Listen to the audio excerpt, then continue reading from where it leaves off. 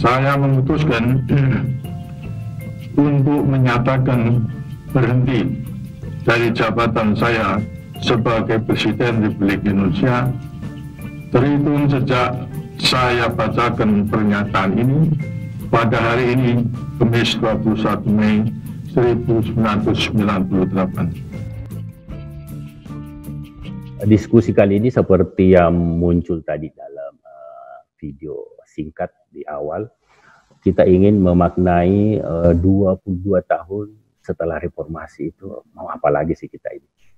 Ada yang sudah jalan, ada 6 agenda reformasi yang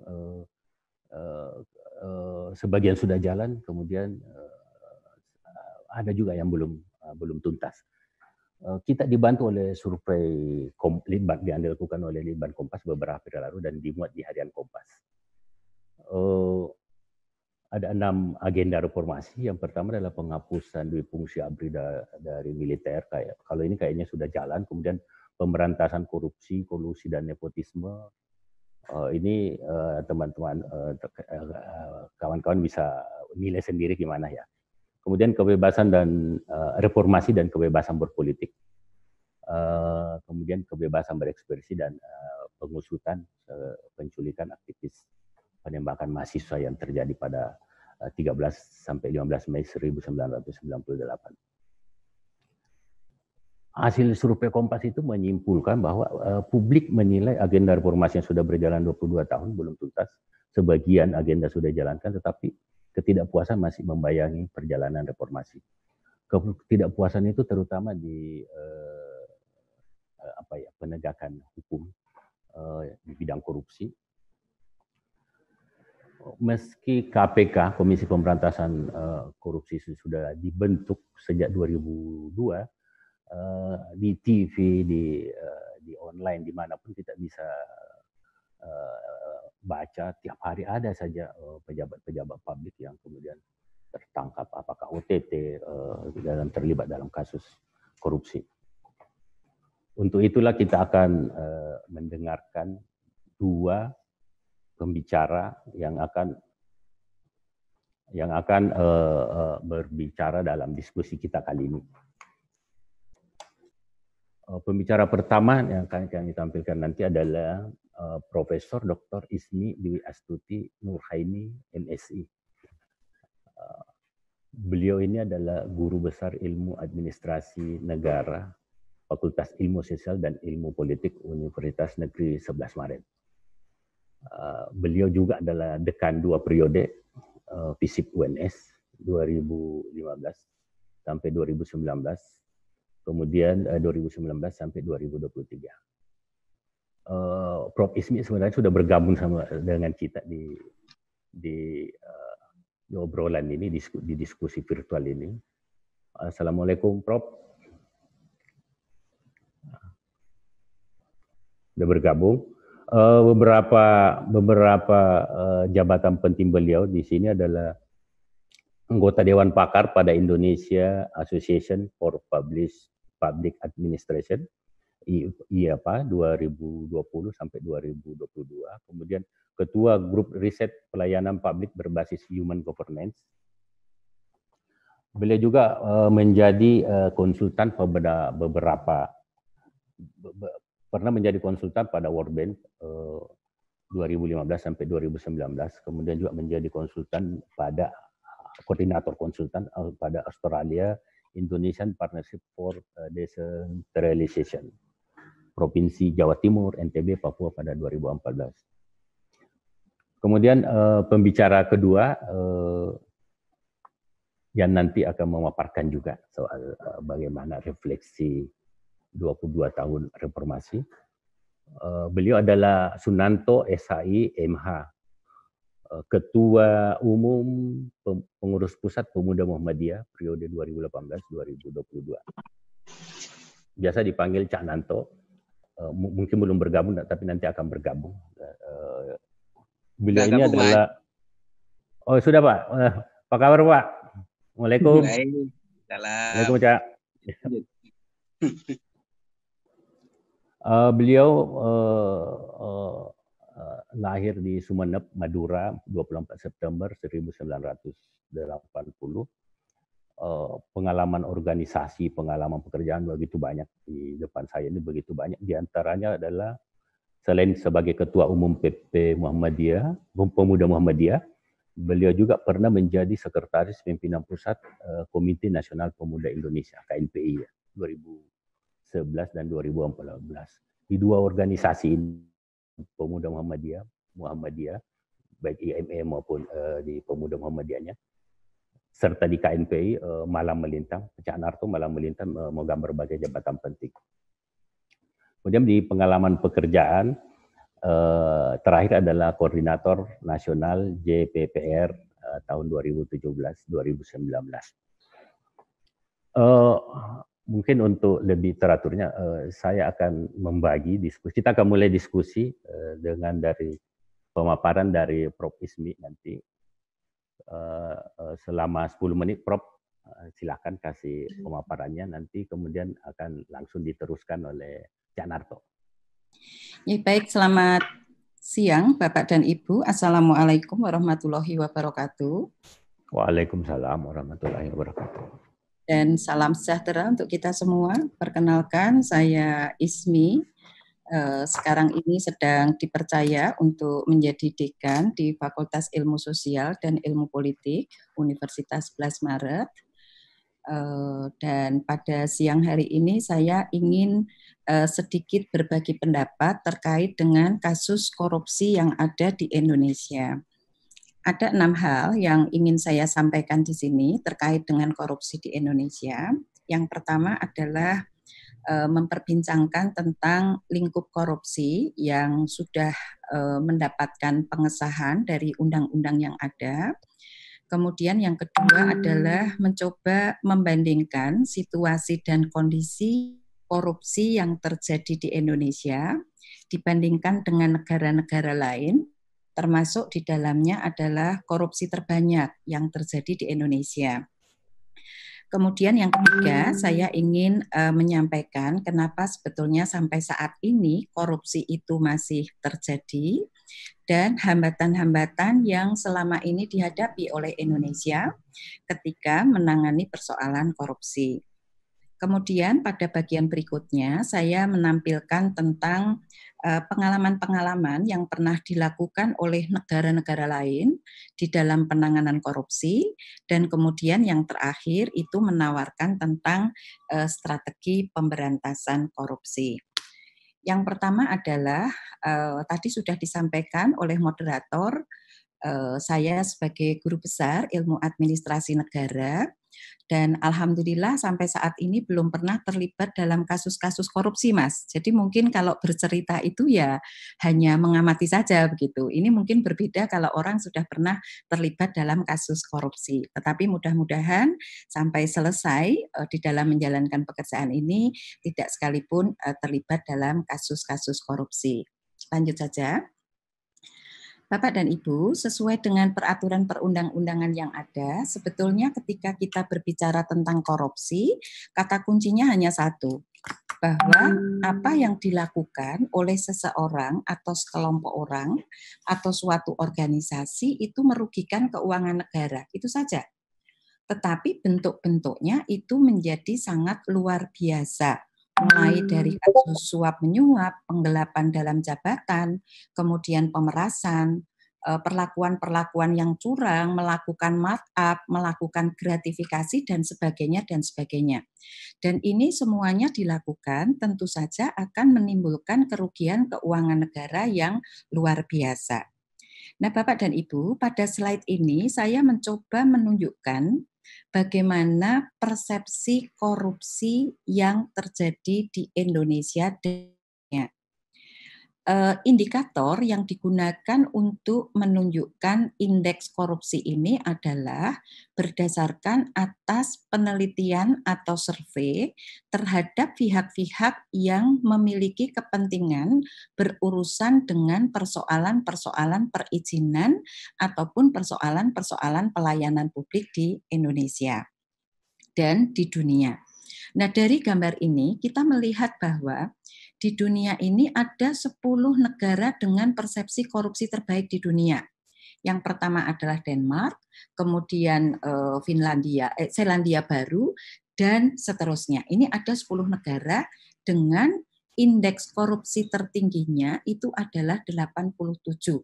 Itu ada di Denmark dan Selandia Baru. Artinya apa? Artinya semakin mendekati ke angka 100, berarti persepsi masyarakat, dalam hal ini pihak-pihak yang mendapatkan pelayanan terkait dengan kejadian korupsi itu baik, dan berarti pemerintahannya itu dipersepsikan menyelenggarakan pemerintahan yang bersih dan berwibawa. Tetapi perlu kita cermati bahwa indeks persepsi korupsi ini adalah bukan ukuran faktual. Karena kalau kita melihat ukuran faktual, itu berarti adalah kasus-kasus korupsi yang sudah terlapor atau yang sudah terjadi di negara tersebut. Nah, kemudian kalau kita lihat Indonesia ini indeks persepsi korupsinya itu sudah mengalami peningkatan 2 poin. Dari 38 di tahun 2018 meningkat menjadi poin 40 di tahun 2019. Artinya, indeks persepsi korupsi di Indonesia mengalami peningkatan. Dan kalau kita bandingkan dengan kondisi di Asia Tenggara pada tahun 2019, itu posisi Indonesia terbaik di ranking keempat. Tetapi meskipun terbaik di ranking keempat, Indonesia itu masih berada di posisi 85 dari 180 negara yang diperbandingkan. Nah, mari kemudian kita melihat di bagian-bagian apa korupsi ini banyak terjadi. Slide berikutnya. Ya. Dari slide ini kita melihat bahwa kasus korupsi terbanyak itu terjadi di level pemerintah kabupaten. Sedangkan kasus yang terendah itu adalah di penegak hukum. Maksudnya terendah ini adalah dari 10 kasus dan kerugian negara bukan main-main, kerugian negara itu sampai dengan tahun 2019 itu mencapai 8,4 triliun. Dengan 14 sektor yang paling merugi, tertinggi adalah sektor transportasi. Jadi ini menggambarkan bahwa sebetulnya korupsi itu sudah sudah menggurita di hampir semua lembaga dan menggurita di hampir semua sektor. Nah, dari sini kita bisa melihat sebetulnya apa sih hambatan-hambatan atau kenapa korupsi gitu. Nah, sebetulnya kalau kita melihat ada 4 hal, berikutnya Mas. Ada 4 hal yang menjadi penyebab kenapa korupsi itu ada. Yang pertama ya dasarnya serakah. Mungkin nanti Mas Nanto bisa menjelaskan kenapa sih manusia itu serakah gitu ya. Kenapa sih manusia itu kok nggak pernah nerimo gitu. Kenapa sih manusia pada setiap orang itu sebetulnya ada potensi di dalam dirinya untuk melakukan perbuatan-perbuatan yang serakah. Kemudian yang kedua, hal yang mendorong terjadinya korupsi itu ada kebutuhan. Jadi ada kebutuhan individu yang mungkin dibutuhkan untuk menunjang hidupnya, meskipun ini sifatnya adalah subjektif, yang digunakan untuk mendukung agar hidupnya itu menjadi lebih layak. Kemudian yang ketiga, dan ini kemudian menjadi perhatian kita adalah adanya kesempatan. Organisasi, instansi, dan masyarakat itu selama ini masih membuka adanya kesempatan bagi orang-orang untuk melakukan korupsi. Dan kemudian yang terakhir adalah bagaimana pengungkapan terhadap kasus korupsi selama ini terjadi. Kalau kasus korupsi selama ini terjadi dan ada pengabaian dalam arti tindakan hukum, sanksi sosial yang dilakukan terhadap kasus-kasus atau pelaku korupsi itu tidak sebanding, ini bisa mendorong seseorang masih melakukan korupsi berulang-ulang, bahkan korupsi yang sifatnya adalah berjamaah. Lanjut. Nah, Bapak dan Ibu, kita melihat ada beberapa hambatan ketika pemerintah Indonesia itu akan melakukan penanganan terhadap kasus-kasus korupsi. Di sini kami klasifikasikan ke dalam 4 hambatan. Hambatan yang pertama adalah hambatan yang sifatnya struktural. Di situ kita melihat bahwa sektor-sektor yang ada di Indonesia ini masih memiliki egoisme yang sangat tinggi.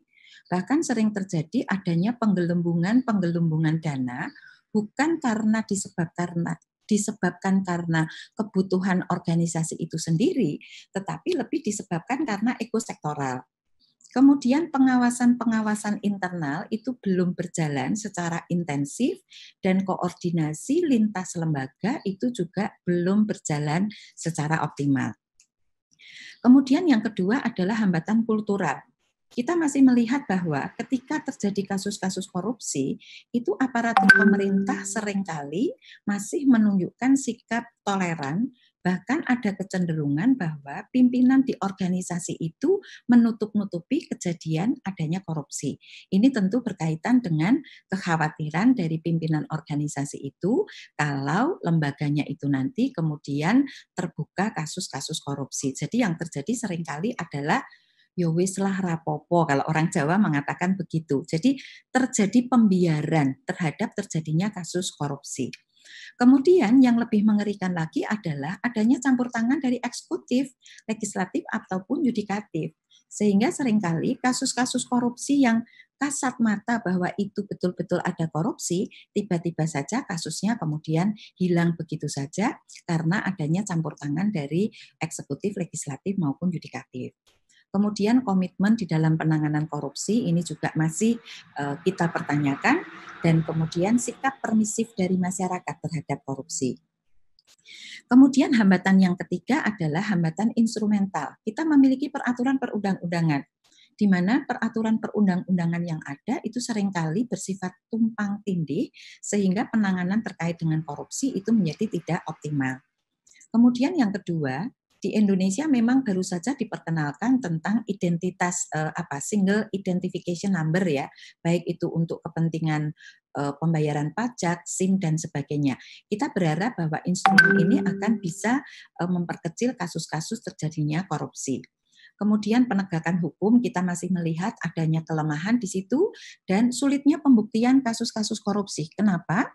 Karena korupsi ini biasanya yang tahu itu hanya pelaku dan hanya Tuhan saja yang tahu gitu. Sedangkan masyarakat itu pada umumnya tidak mengetahui kasus-kasus ini. Kenapa? Karena sifatnya adalah rahasia. Nah, intervensi utama yang kita bisa lakukan itu adalah di hambatan manajemen. Kita masih menghadapi adanya pelayanan-pelayanan publik yang belum dilakukan secara adil, belum dilakukan secara transparan, dan belum dilakukan secara akuntabel. Ini masih seringkali terjadi adanya persoalan-persoalan di sana. Lanjut. Nah, dari apa yang saya sampaikan, kita bisa belajar dari negara-negara lain. Saya mencoba mengidentifikasi pengalaman dari 8 negara, dan beberapa di antaranya mungkin layak untuk kita gunakan sebagai dasar bagaimana kita kemudian melakukan upaya-upaya untuk penanganan terkait dengan korupsi. Yang pertama adalah di Jepang misalnya. Di Jepang itu yang dikembangkan adalah pelaku korupsi, penjara, dan kemudian ada budaya malu di masyarakat. Penjaranya mungkin hanya 7 tahun, tetapi budaya malu yang berkembang di masyarakat itu bisa membuat seseorang yang melakukan tindakan korupsi itu kemudian melakukan tindakan bunuh diri. Di Jerman, seluruh pelaku korupsi harus mengembalikan uang korupsi dan dipenjara. Di Korea Selatan, dipenjara dan sanksi sosial yang luar biasa. Di Amerika Serikat, selain dipenjara, didenda, juga diusir dari negara. Di Arab dilakukan hukuman pancung. Di Finlandia, budaya malu itu betul-betul dikembangkan dan itu menjadi integritas ditanamkan pada masyarakat. Dan di sana itu ada sistem yang disebut dengan referendary system. Artinya apa? Bawahan punya tanggung jawab untuk melakukan kontrol terhadap apa yang dilakukan oleh pimpinan organisasi.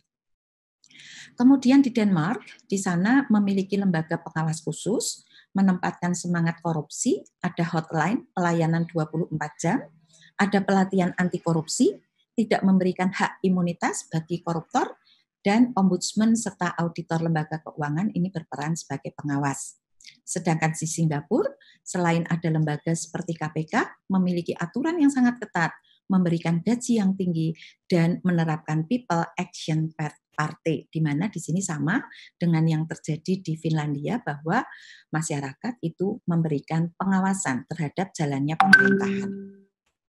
Nah, dari pengalaman-pengalaman ini, maka kemudian saya menawarkan adanya 5 strategi pemberantasan korupsi.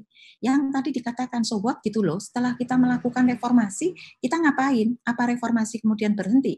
Tidak, menurut saya reformasi itu tetap harus diberjalankan dengan fokus-fokus penanganan yang mungkin mulai harus bergeser. Yang pertama yang saya sampaikan adalah bahwa korupsi ini sebetulnya sebagus apapun regulasi yang dilakukan oleh pemerintah tanpa didukung oleh niatan dari setiap individu atau institusi untuk menegakkan adanya sikap jujur dan sebagainya, tidak ada manfaatnya. Maka yang pertama kemudian saya tawarkan di sini adalah bagaimana membangun budaya organisasi yang anti korupsi. Berikutnya, Mas. Jadi yang pertama adalah bagaimana membangun budaya organisasi di mana seluruh komponen manusia yang ada di dalam organisasi harus menganggap bahwa korupsi itu adalah tindakan extraordinary crime. Jadi di sini harus ada kesadaran kolektif dan itu terinternalisasi pada setiap individu dalam organisasi. Kemudian pencapaian kinerja di dalam organisasi itu harus dibangun berbasis meritokrasi dan integritas. Nanti contoh-contoh konkretnya bisa kita diskusikan karena waktunya sangat terbatas. Kemudian berikutnya yang kedua, selain pengembangan budaya organisasi yang malu korupsi, itu penawarannya adalah reformasi birokrasi publik, slide berikutnya, dengan mengembangkan nilai-nilai meritokrasi. Jadi kalau kita bicara tentang pengembangan penerapan meritokrasi, sebetulnya di Indonesia itu sudah dilakukan melalui 3 reformasi. Yang pertama adalah reformasi kelembagaan. Dulu Kementerian PAN itu hanya mengurusi PAN saja. Sekarang ditambahkan adanya reformasi birokrasi. Yang kedua, sudah dibangun komisi ASN sebagai lembaga non-struktural, sifatnya mandiri, bebas dari intervensi politik. Dan ini KASN ini memiliki peran yang sangat luar biasa di dalam pengisian jabatan-jabatan pimpinan tinggi, di mana sesuai dengan regulasi yang ada, jabatan-jabatan itu mestinya dilakukan melalui melalui proses pengukuhan dan job fit. Kemudian kalau itu belum didapatkan calon yang tepat, maka dilakukan seleksi terbuka dan seleksi yang sifatnya kompetitif. Misalnya seperti itu. Dan kita juga menemukan bahwa ternyata di Indonesia itu untuk melakukan penilaian terhadap calon pejabat yang akan menduduki posisi kunci itu, kita sangat memiliki keterbatasan lembaga, hanya ada 26 lembaga dan 210 asesor untuk melakukan uji kompetensi. Sementara jabatan yang harus diisi di seluruh Indonesia itu ada 30.000, sekitar 30.000 lebih. Jadi artinya apa? Perbandingan ini tidak sebanding gitu. Belum lagi ketersediaan sumber daya manusia yang kompeten, kemudian adanya konflik kepentingan di mana di dalam Undang-Undang ASN nomor 5 tahun 2014 itu kita melihat bahwa gubernur, bupati, wali kota itu adalah pembina dari PNS. Nah, kalau kemudian mereka akan melakukan uji fit and proper test, kemudian gubernur wali kota itu harus memberikan pendapat, tentu di sini kemudian akan terjadi konflik kepentingan. Karena itu, revisi undang-undang itu menjadi sangat penting untuk dilakukan. Jadi pendekatan yang dilakukan di Indonesia itu pendekatan kelembagaan, optimalisasi komisi ASN, dan pendekatan legal formal yang menurut saya masih perlu dekonstruksi kembali. Kemudian yang ketiga, berikutnya, slide berikutnya, yang ketiga adalah kita harus mulai menerapkan manajemen perubahan.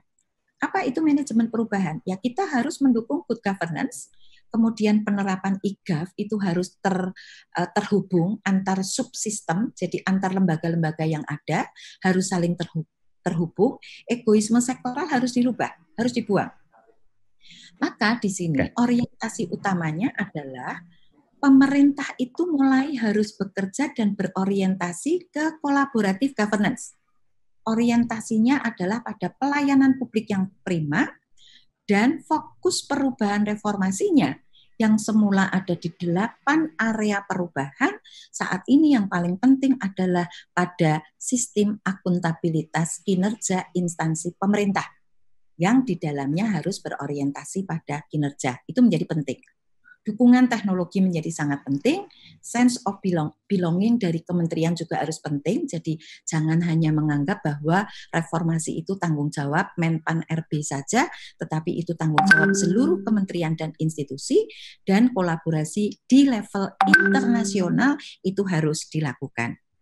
Di sini perlu dilakukan manajemen perubahan dengan mengedepankan tentang pentingnya collaborative governance. Baik kolaboratif itu di level Indonesia, jadi antar institusi-institusi yang ada, antar sistem dan subsistem yang ada itu harus saling terkoneksi satu dengan yang lain, dan juga kolaborasi internasional, khususnya dalam penanganan kasus-kasus korupsi. Karena seringkali terjadi bahwa kasus-kasus korupsi itu melibatkan hubungan antar negara. Kemudian yang keempat adalah, slide berikutnya, yang keempat adalah kita juga perlu menanamkan persoalan korupsi ini melalui media pendidikan. Baik itu pendidikan yang sifatnya adalah pendidikan formal, pendidikan informal, maupun pendidikan non-formal atau pendidikan di dalam keluarga. Karena itu di sini ada 4 hal yang saya rasa penting untuk dilakukan adalah pengenalan anti korupsi sejak dini dari dalam keluarga. Jadi keluarga itu berperan sangat penting di dalam menanamkan nilai-nilai bahwa korupsi itu tidak baik, korupsi itu salah, korupsi itu merugikan negara dan sebagainya. Kemudian yang kedua, mendorong kurikulum anti korupsi itu masuk ke dalam kurikulum pendidikan. Tentu ini harus disertai dengan pelatihan-pelatihan yang cukup intensif bagaimana menerapkan anti korupsi ke dalam kurikulum dan kemudian melatih para tenaga pendidik untuk menerapkan tindakan-tindakan anti korupsi. Kemudian yang ketiga adalah budaya malu itu harus terus-menerus kita tanamkan. Seperti di negara-negara lain, seperti di Jepang, kemudian di Korea Selatan, budaya malu ini sudah tertanam sebegitu kuat. Kemudian di Denmark, budaya malu ini sudah tertanam begitu sangat kuat.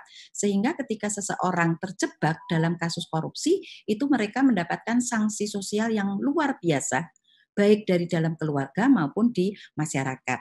Dan kemudian yang terakhir tentu kita tidak boleh meninggalkan persoalan pentingnya pendidikan agama di dalam mengatasi persoalan korupsi.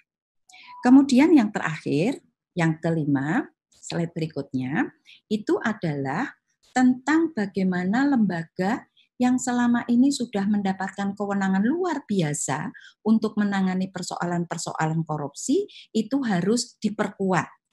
Artinya apa? Fungsi-fungsi koordinasi terutama dengan kepolisian, dengan kejaksaan itu betul-betul harus dibangun tanpa ada konflik-konflik kepentingan. Karena selama ini yang terjadi adalah salah satu lembaga itu berusaha untuk lebih dominan dibandingkan lembaga lain. Ini yang menjadi sangat berbahaya menurut saya. Kemudian keberadaan KPK itu harus didukung melalui komitmen nasional baik oleh politik, sosial, publik dari semua pihak tanpa terkecuali. Semua harus save KPK.